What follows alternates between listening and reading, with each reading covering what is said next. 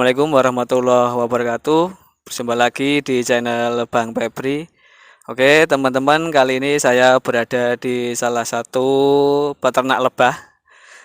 Dan di sini juga ada edukasi ternak lebah ya, Pak ya. Oke, kalau boleh tahu dengan Bapak siapa nih? Untuk nama saya Kozin Purnama.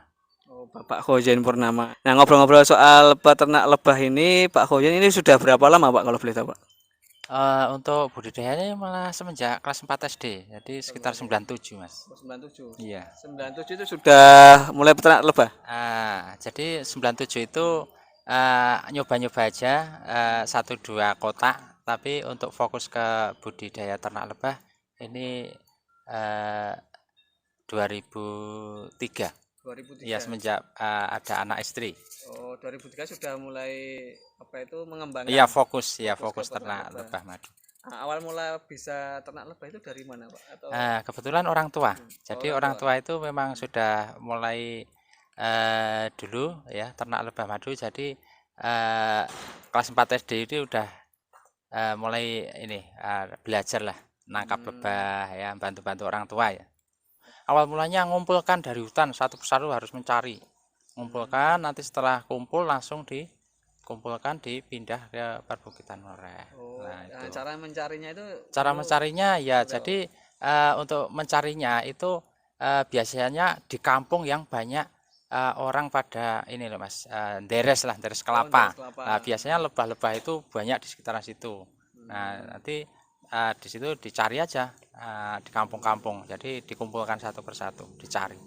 Nah, untuk jenisnya itu sendiri gimana, Pak? Untuk kan ini ada apa ini? Beberapa jenis ya, Pak ya? Oh Ada ya, madu, ada madu bipolen, super, polen, royal super. Nah, ini jelly. seperti apa kalau boleh Heeh. tahu, Pak? Nih?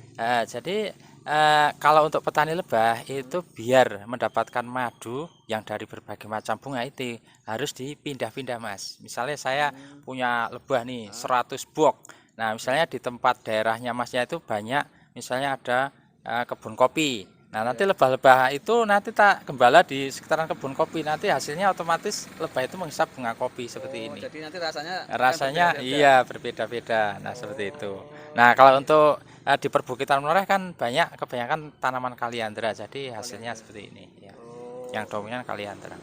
itu nanti akan menghasilkan rasanya juga tidak jauh dari pohon kaliandra atau Iya, gimana? jadi memang di sekitar situ banyak bunga kaliandra, otomatis lebahnya menghisap bunga kaliandra, hasilnya namanya madu kaliandra dan rasanya tetap madu kaliandra. Walaupun di situ ada bunga satu dua, tetapi lebih dominan yang paling banyak bunganya. Oh, gitu. Rasanya itu yang dominan yang paling banyak di sekitaran Nah, ini situ. kalau ada yang hitam ini apa?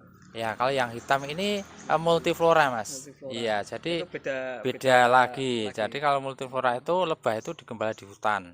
Nanti kan di situ macam-macam bunganya. Jadi rasanya juga nano-nano, asam manis, pokoknya menyatulah ada pahit-pahitnya.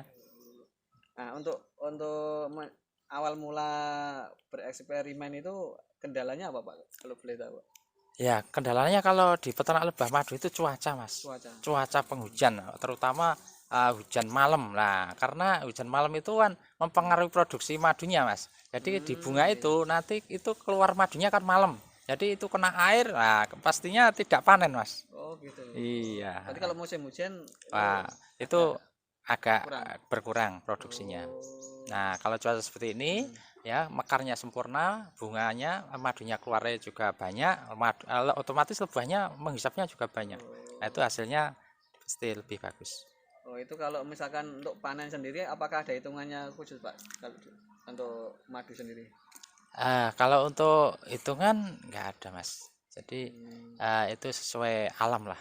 salah. Iya. Berarti sering dipantau ya, Pak ya? Iya, pokoknya sering dipantau, pokoknya. Oh. Nah, yang penting Hmm. ya kita berdoanya ya cuaca bagus lah. Itu 2017 memang Borobudur digalakkan dengan pariwisata ya. Jadi awal mula orang itu datang tanya madu, ini madunya beneran asli enggak? Ya ternyata dia cocok. Nah, jadi berkelanjutan terus sampai sekarang ini dan sekarang ini terutama ini ada wisata keliling-keliling tilik desa pakai andong, pakai ini Mas, OVW juga itu VW ya. juga. Lah itu Oh, malah lebih ini Mas, ada edukasi ada secara edukasi oh, tentang lebah madu. Lah ini menarik banget. Jadi di situ orang-orang pada penasaran.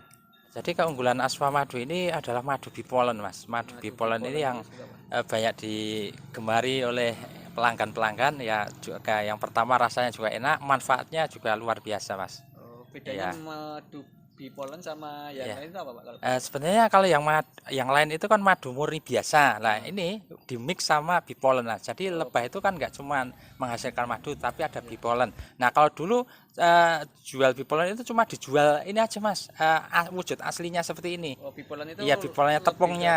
ke tepungnya Iya, madu seperti aja. konsentrat kan orang-orang pada nggak suka, Mas. Jadi kalau iya, sudah iya. dimix sama madu juga konsumsinya lebih mudah dan rasanya juga malah madu ini lebih enak. Lebih enak. Iya. Jadi kandungan vitamin, Kandungan nutrisinya malah lebih tinggi, ya. Oh, Malah berarti lebih setiap madu tinggi. itu ada bipolennya, Pak?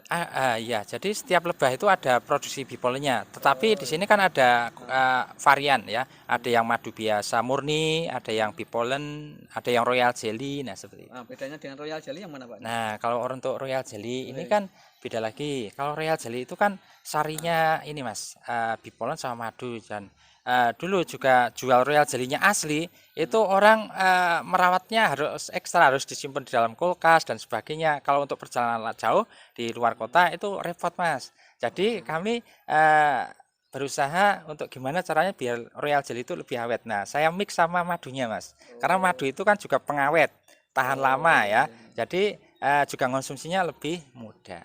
Seperti itu. Berarti itu kalau royal jelly bipolen itu berada di kandungan tempat madunya itu Iya, gimana? tempat madunya. Jadi menyatu sama madunya ini. Tinggal misalnya mau dipakai di jalan-jalan, nah langsung minum kan bisa. Nah, nggak usah repot untuk nyimpen di dalam lemari es. Karena kalau royal jelly itu kalau nggak disimpan di dalam lemari es justru akan basi atau berjamur. Gitu ya. Tentunya dalam merintis usaha ini mungkin Bapak ada mungkin mengalami atau pernah mungkin suka dukanya Wah, bisa ya di pasti ada, Mas. ya, Setiap usaha pasti ada suka dukanya. Ini, Mas, di tahun 2010. Ya, jadi di tahun 2007, 2008 memang peternak ini banyak. Kami memang menambah koloni-koloni biar mendapatkan madu yang melimpah. Ternyata di 2010 itu koloni-koloni udah saya tambah ratusan, Mas.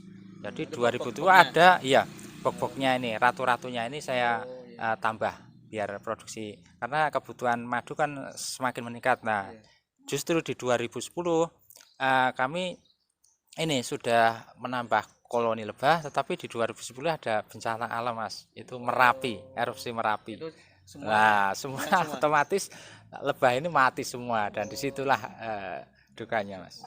Nah, awal dari 2010 itu berarti lebah yang sudah disiapkan berapa ratus box tadi Ya, hilang ya, Pak ya? hilang semua, Hilang mati semua. Nah, Karena cara untuk membangkitkan ya, semangat lagi kemudian memulai usaha lagi seperti apa? nah, jadi mulai dari nol lagi, Mas. Karena lebah ini jenisnya lebah hutan, nggak harus beli, jadi mengumpulkan lagi dari hutan satu persatu. Awal di 2011 cuma punya 50 kotak, Mas. Nah, tetapi kan alhamdulillah panennya bagus. Nah, itu saya tabung buat modal lagi. Oh, itu cara mencari lebah itu dipancing pakai box terus ada isinya apa gimana? Oh iya, itu juga bisa, Mas. Memancing itu caranya macam-macam. Karena jenisnya lebah ini memang lebah hutan. Misalnya saya mau ini, Mas, misalnya mau awal budidaya lebah. Nah, cukup membuat kotak lebah yang asalkan papan itu bekas, nanti ditempel aja di Mas, di pinggir rumah. Nanti otomatis lebah itu akan masuk sendiri. Nah, itu biasanya kalau awal-awal petani lebah itu seperti itu. Oh, tanpa dikasih Dikasih, atau iya, apa, enggak, bau-bau apa enggak ya? iya, enggak ada. Oh, Nah, gitu. enggak harus mencari. Oh. Enggak harus mencari. Nah, terus ketika memulai itu kan terus akhirnya babat dari awal ya? Iya, dibabat dari nol. awal, Itu, dari nol. prosesnya lama nggak sampai ke titik ini? Ya, sekitar 3 tahun, Mas, lumayan lama. Iya, 3 tahun. Nah, akhirnya dari 2010 terus akhirnya dari satu bak kemudian dikembangkan lagi. Ya, dikembangkan lagi. Jadi itu kan otomatis hasilnya bagus, punya modal, lah langsung beli, Mas. Beli. Ya, beli bibitnya. Oh, ada tuh ya? Iya, ada. Jadi kami nggak cuma mencari, tetapi harus mengajari orang-orang yang suka mencari lebah, tetapi dia tidak tahu untuk menggambarnya. Nah, dia tak kasih kotak kosong, nanti diisi, nanti saya beli. Nah, dia mau langsung saya story kotak-kotak kosong itu langsung nanti kalau sudah mapan langsung tak ambil. Nah, Oh, seperti gitu itu. ya. Ya, jadi lebih cepat Cepat ya. prosesnya. Oke, sekarang ini ngomong-ngomong untuk pengembangan Asfa Madu ini sudah ke ranah wisata. Ya, wisata ada edukasi ternak madu ya. Nah, kalau boleh tahu seperti apa ini, Pak, pengembangannya? Ya, jadi alhamdulillah ya di sekitaran Borobudur ini nggak cuma di candinya, tetapi untuk sekarang wisatawan ini udah dibawa di sekitaran Candi Borobudur ya, ada UMKM lebah madu. Nah, itu sangat bagus untuk ini Mas. Jadi untuk mengembangkan. Nah, jadi wisata itu diajak di sini ya eh, di ini Mas, diedukasi biar dia tahu madu yang asli itu gimana atau caranya ternak lebah itu gimana. Kebanyakan orang ini Mas punya pedoman kalau madu asli itu katanya tidak dirubung semut, katanya madu asli itu tidak mengkristal, itu salah besar itu Mas. Oh, ini seperti apa, Pak? Iya, Kalau boleh jadi tahu, Pak? kebanyakan orang itu ini Mas, katanya madu asli itu enggak mengkristal ya. Iya. Ini saya kasih tahu. Kalau otomatis madu di sini Mas, madu Pegunungan Menoreh itu madu dataran tinggi. Nah, itu karakternya itu mudah mengkristal apalagi dimasukkan ke kulkas. Nah, jadi itu memang gimana ya? Jadi orang itu harus diedukasi langsung Iya, iya. biar tahu ya, Karena biar tahu. setiap jenis madu Setiap ternyata beda-beda ya Iya, karakternya. setiap jenis bunga itu karakter itu sudah berbeda-beda. Ada semut yang suka, ada yang enggak, ada yang mengkristal, ada yang enggak. Jadi kebanyakan orang kan saya masih ini ya Mas, cuma katanya aja. Nah, seperti itu harus diedukasi. Setelah edukasi dia baru tahu. Oh, ya, luar biasa. Jadi di Asfa Madu ini selain teman-teman bisa mendapatkan apa itu madu yang sangat manfaat, dan ini juga ada bee pollen, royal jelly, semuanya komplit, dan di sini juga ada edukasi langsung sama peternaknya Mas Khozin ya. Jadi nanti teman-teman akan ini loh caranya peternak madu, terus ini hasilnya seperti ini. Jadi memang ini madu murni dan teman-teman bisa langsung datang ke lokasi. Mas Khozin bisa menyampaikan mungkin kiat-kiat atau apa untuk merintis usaha. Namanya usaha kan tidak mudah ya. Cuman di dalam usaha itu pasti ada lika-liku. Ya, jadi pesan-pesan ya. Jadi yang penting kita itu tidak usah ragu ya. Pokoknya jangan inilah istilahnya kalau orang kampung ini jangan wegah lah. Nah, pokoknya jangan pantang menyerah, tetap semangat. Setiap usaha itu pasti ada halangan. Nah, seperti itu, Mas. Oke, terima kasih Mas Khozin. Jadi intinya bahwa setiap usaha itu pasti ada halangan, rintangan, dan ketika kita bisa semangat, kita bisa menjaga. Yang penting apa Pak? Yang penting tidak wegah. Tidak wegah. Berarti kan orang wegahan tidak malas. Nah, itu menjadi kunci utama, yaitu Mas Khozin bisa mendirikan Asfa Madu selain produk ada edukasi wisata. Untuk alamatnya kalau boleh tahu di mana nih, Pak? Ya, jadi untuk alamatnya ini Desa Tanjung Sari, Borobudur, Magelang, Jawa Tengah ya. Nanti misalnya mau datang ke sini bisa tinggal klik Asfa Madu aja, nanti ada di map. Oh, ada alamat Google Map-nya ya? Ada. Oh, kalau Instagram ada, Pak? Ada. Untuk IG-nya Asfa Khozin Madu. Aswa Khozin Madu. Iya, Oh, iya. Madu. Oke, terima kasih Mas Khozin. Semoga usahanya selalu lancar. Saya akhiri. Wassalamualaikum warahmatullahi wabarakatuh. Nah. Oke.